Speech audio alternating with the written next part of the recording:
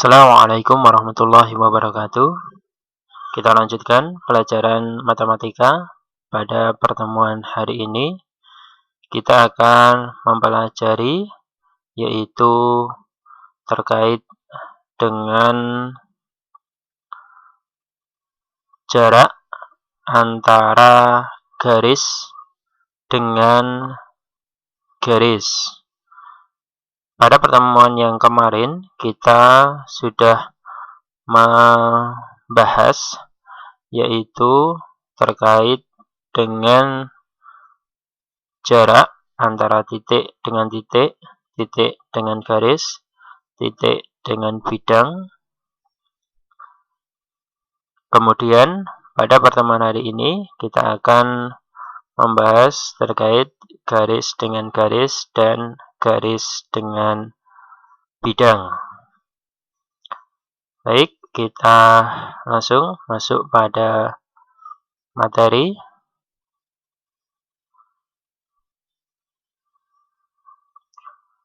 Perhatikan jarak dua garis yang sejajar.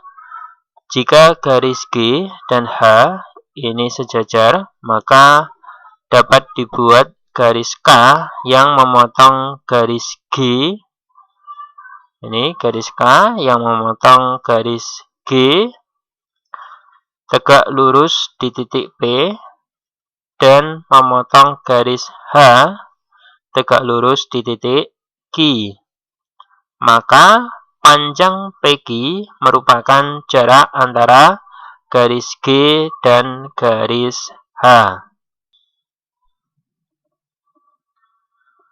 Contoh, diketahui balok ABCD EFGH memiliki panjang 8 cm, 4 cm, dan tinggi 6 cm. Tentukan jarak antara AB dan GH. Nah, perhatikan di sini penyelesaiannya. Perhatikan balok ABCD EFGH. Garis AB sejajar dengan garis GH. Jarak AB dan GH ini sama dengan yaitu apa? B, G di sini.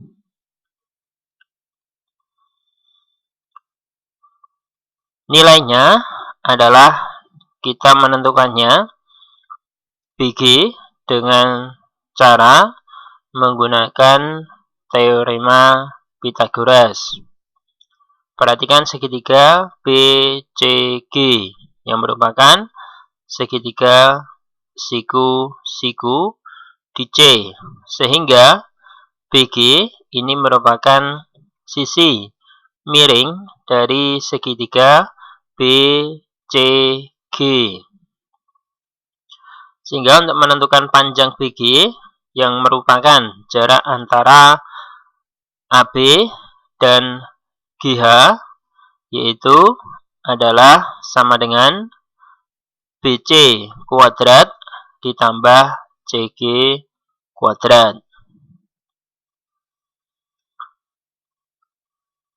Sama dengan akar dari BC kuadrat, BC yaitu panjangnya adalah 4 cm.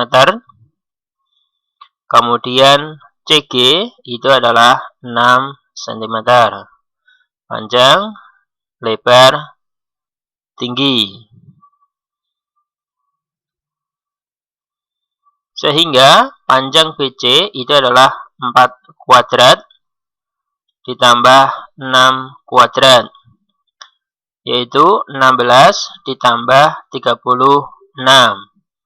Maka hasilnya adalah akar 52. Akar 52 jika kita sederhanakan adalah 2 akar 13.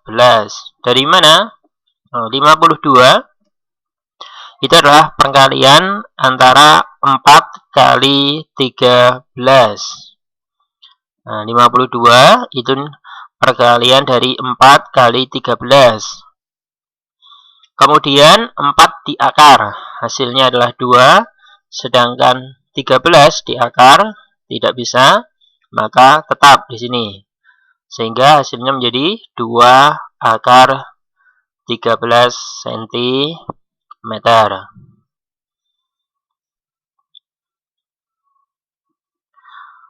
Selanjutnya perhatikan jarak dua garis yang bersilangan. Dua garis G dan H dikatakan bersilangan jika kedua garis tersebut tidak sejajar dan tidak terletak pada bidang yang sama. Jika garis G dan H bersilangan, yaitu garis G dan H ini saling bersilangan, artinya tidak berpotongan, saling menyilang. Yang pertama, ada garis H aksen, yang sejajar dengan H memotong G. Nah, H aksen itu maksudnya seperti bayangannya. Nah, ini ya, atau duplikatnya. Itu jika ditarik sini, nah, sini ada H aksen di sini yang sejajar dengan H. Ini memotong yaitu garis G. Melalui H aksen dan G dapat dibuat bidang V. Ini melalui garis H dapat dibuat bidang W yang tegak lurus terhadap bidang V. Nah, garis bidang W yang tegak lurus terhadap bidang V dan memotong G di titik P dan memotong G di titik P. Yang keempat, melalui titik P dibuat garis tegak lurus G dan memotong garis H di titik Q. Nah, memotong garis H di titik Q. Jika kita buat garis yang melalui titik P tegak lurus terhadap H, maka akan memotong garis H di titik Q. Nah, jarak garis G ke garis H itu nilainya sama dengan garis PQ di sini. Nah, ini merupakan jarak antara garis G ke garis H. Nah, ini adalah jarak untuk dua garis yang saling bersilangan. Contoh, suatu kubus ABCD EFGH panjang rusuknya 10 cm. Tentukan jarak garis AC dan garis BH.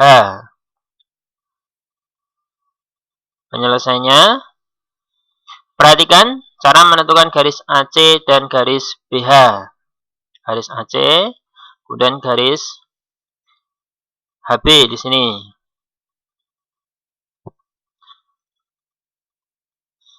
Kemudian akan perhatikan terbentuk segitiga yaitu BDH. Nah, ini ya. Akan terbentuk segitiga BDH di mana jarak antara AC dengan garis HB ini panjangnya sama dengan PQ. Nah, PQ di sini. Ini adalah garis, kalau kita gambar pada atau kita tarik ke sini, ini adalah garis BD. Kemudian ini adalah garis HB. Maka jarak antara AC dengan HB itu adalah panjang PQ. Nah, PQ yaitu tegak lurus dengan garis HB pada titik Q di sini.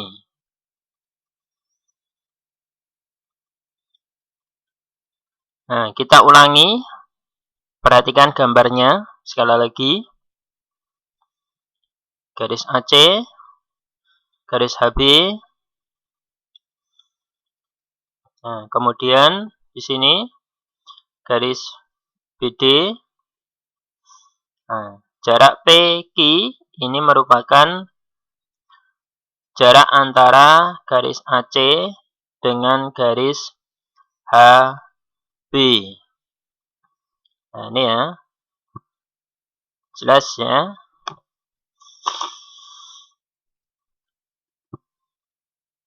Jarak AC ke HB itu sama dengan panjang PQ di sini. Karena dari titik P di sini yang merupakan titik potong antara AC dengan BD, jika ditarik ke garis HB yang tegak lurus terhadap garis HB, maka akan kita dapatkan yaitu panjang PQ tegak lurus terhadap garis HB di titik Q di sini. Perhatikan selanjutnya adalah segitiga BDH. Ya, ini perhatikan.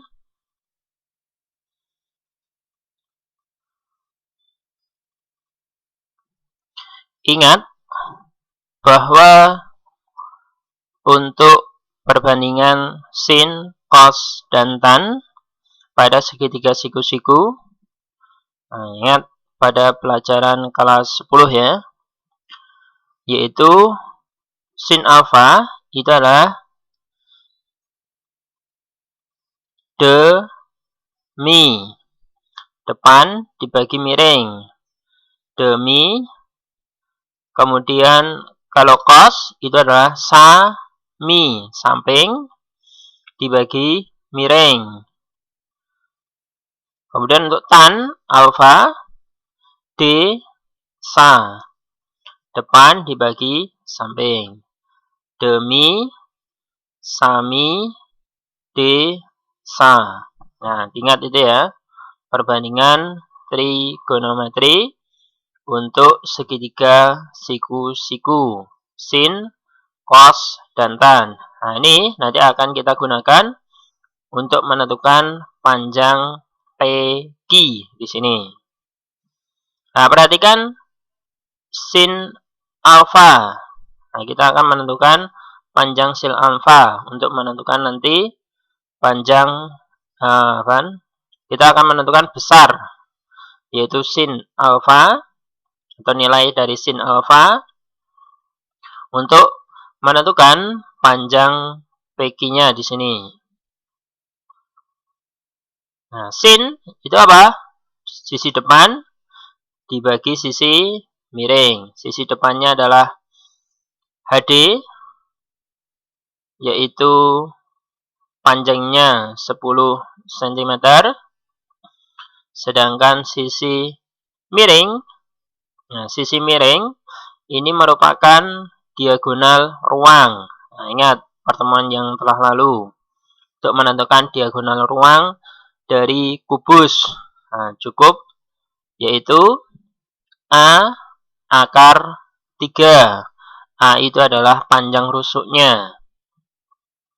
Sehingga kalau rusuknya adalah 10 cm panjangnya, maka diagonal ruangnya berarti berapa? 10 akar 3. Kalau diagonal sisi cukup ditambah diberi belakangnya akar 2 sehingga menjadi 10 akar 2. Nah, misalkan AH di sini diagonal sisi, BG, nah, dan seterusnya. Berarti panjangnya adalah 10 akar 2. Nah, kembali ke sini kita menentukan nilai dari sin alfa yaitu sisi depan DH dibagi sisi miring. Nah, nilainya sama dengan berarti 10 cm dibagi panjang dari HP adalah 10 akar 3 karena merupakan diagonal ruang dari kubus. Nah, maka nilainya berarti adalah 1 per akar 3. 10 dibagi 10. Hasilnya adalah 1 akar 3. Selanjutnya, perhatikan segitiga BQP. Nah, segitiga BQP di sini. Perhatikan, yaitu sin alfa untuk segitiga BQP, di mana tegak lurus di sin alfa sama dengan PQ dibagi BP, sisi depan dibagi sisi miring. Ingat, sisi miring itu adalah sisi di depan sudut siku-siku.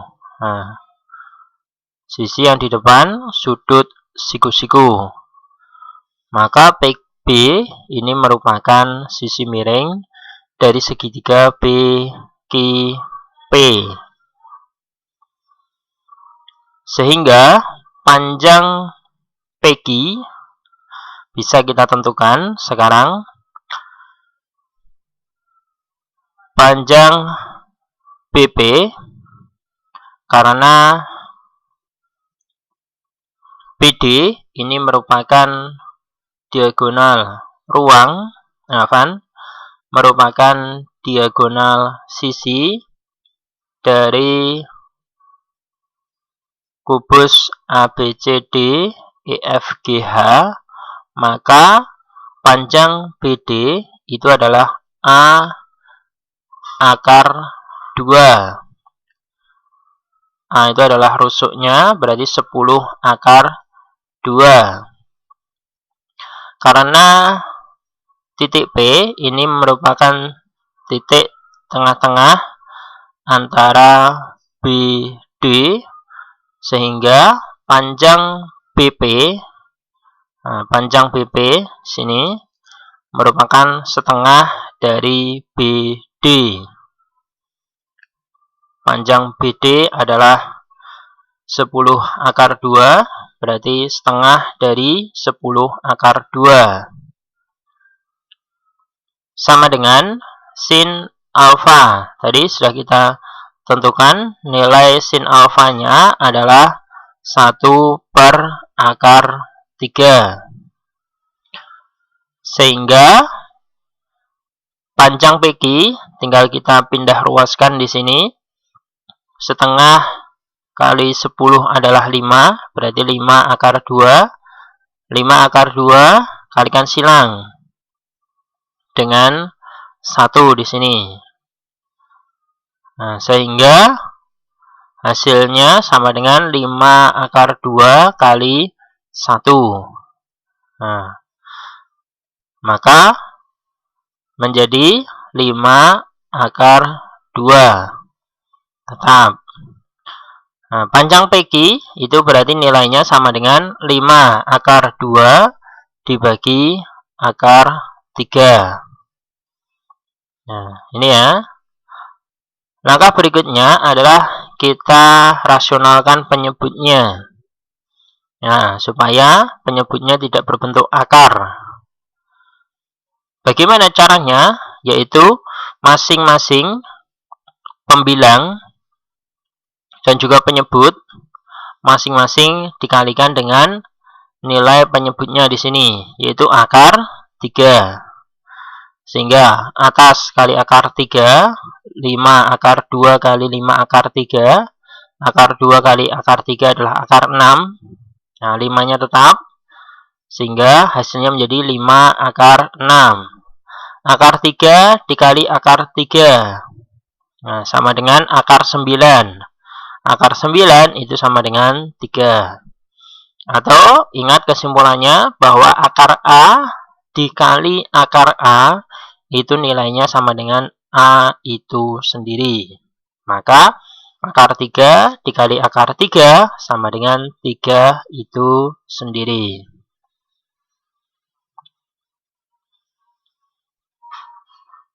Selanjutnya, kita ulangi. Perhatikan jarak garis terhadap bidang. Perhatikan di sini, misalkan ada garis G yang sejajar terhadap bidang V. Melalui garis G dibuat bidang W di sini, di mana garis G ini terletak pada bidang W yang memotong bidang V,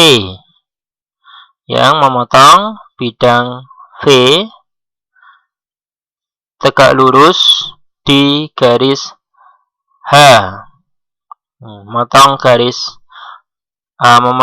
bidang V yang tegak lurus di garis H di sini. Ini tegak lurus.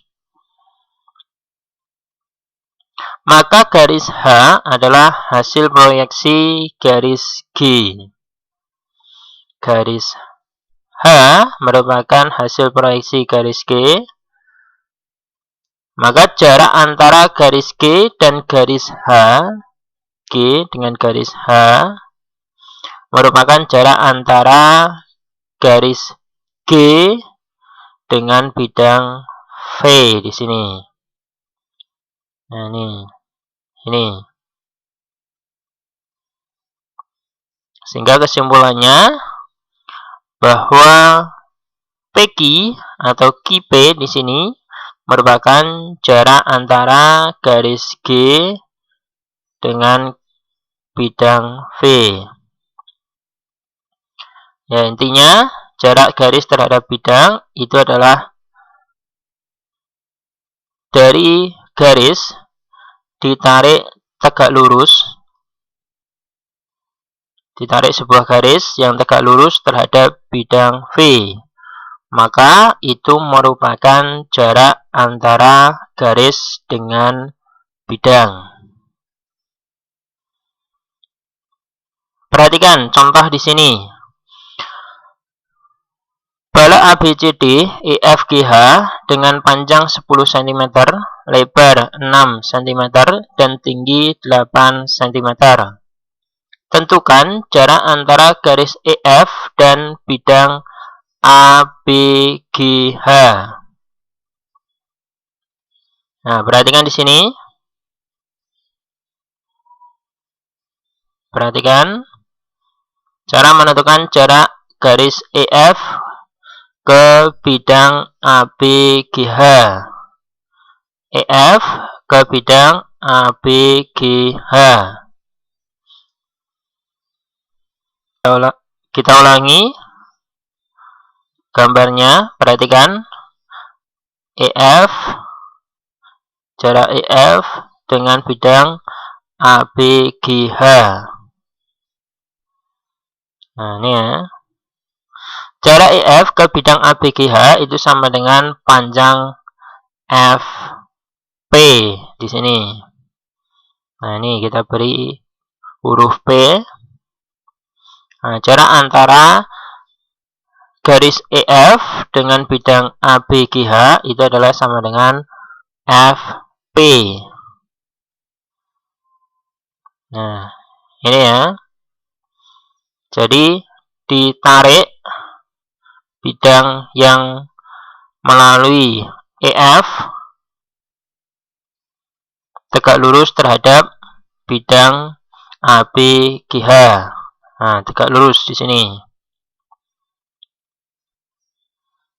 Nah, sehingga FP ini merupakan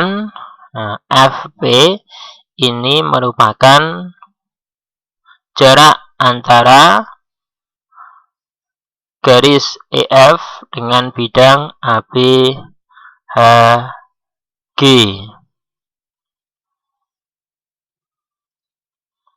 Nah, perhatikan segitiga BFG, di mana siku-siku di F. Nah, siku-siku di F. Ya, selanjutnya kalian perhatikan segitiga BFG, siku-siku di F, maka panjang BF kita gunakan yaitu teorema Pythagoras untuk menentukan panjang BG di sini. Panjang BF itu adalah 8 cm, panjang FG itu 6 cm. Maka panjang BG itu adalah, karena merupakan sisi miring, berarti 8 kuadrat ditambah 6 kuadrat, kemudian di akar. 8 kuadrat adalah 64 ditambah 36, sama dengan 100. Akar dari 100 itu adalah 10. Maka panjang BG itu adalah 10 cm. Nah, ada dua cara untuk menentukan panjang FP, karena ini merupakan segitiga siku-siku. Kemudian BF ini sudah kita ketahui panjangnya adalah 8 cm. FG kita ketahui panjangnya 6 cm.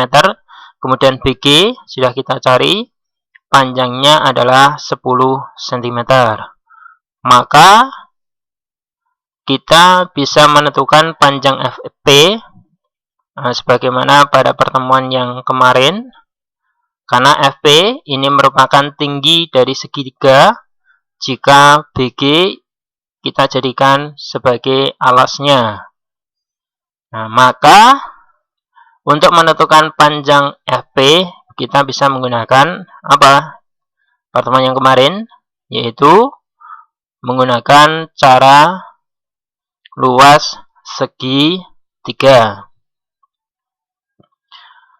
Itu ya. Nah, silakan dicari dengan menggunakan luas segitiga sebagaimana penjelasan pertemuan yang kemarin.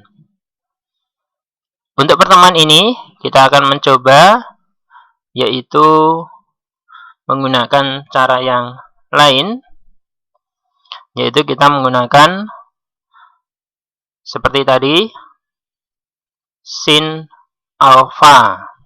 Nah, kita menggunakan sin alfa di sini. Nah, coba kalian perhatikan sin alfa untuk segitiga BFG. Berapa nilainya dari sin alfa? Yaitu sisi depan dibagi sisi miring. Sisi depannya adalah FG. Ingat, kita melihatnya pada segitiga BFG. Maka sisi depannya adalah FG, kemudian sisi miringnya adalah BG. Sisi depan adalah FG, panjangnya adalah 6, sedangkan BG panjangnya adalah 10. Maka nilai dari sin alfa itu adalah 6/10, atau kita sederhanakan menjadi 3/5. Setelah kita mengetahui nilai sin alfanya, perhatikan segitiga BPF. Nah, ini kita hilangkan. Nah, sekarang kalian hanya melihat pada segitiga BPF di sini. Siku-siku di P. Maka nilai dari sin alfa itu adalah sisi depan. Sisi depannya adalah FP. Kemudian sisi miring. Ingat, sisi miring itu adalah sisi yang berada di depan sudut siku-siku. Maka sisi miringnya adalah BF di sini. Sisi depannya adalah FP, sisi miringnya adalah BF. Kita substitusikan sekarang nilai dari sin alfa tadi sudah kita tentukan yaitu 3/5. Maka kita substitusikan ke sini 3/5 sama dengan FP yang kita cari. BF panjangnya adalah 8 cm. Nah, tinggal dikalikan silang. 8 kali 3 adalah 24. Maka panjang FP itu sama dengan 24/5. Atau jika kita buat lebih sederhana bentuknya menjadi pecahan campuran, yaitu 4/5. 24 dibagi 5. Hasilnya adalah 4. Sisa 4/5. Maka panjang FP itu adalah 4/5 atau 24/5. Ya, mungkin itu penjelasan dari kami terkait dengan jarak garis terhadap garis, kemudian jarak garis terhadap bidang. Nah, kalian cermati dari penjelasan yang sudah kami sampaikan. Ada kurang lebihnya kami mohon maaf. Akhirul kalam. Wassalamualaikum warahmatullahi wabarakatuh.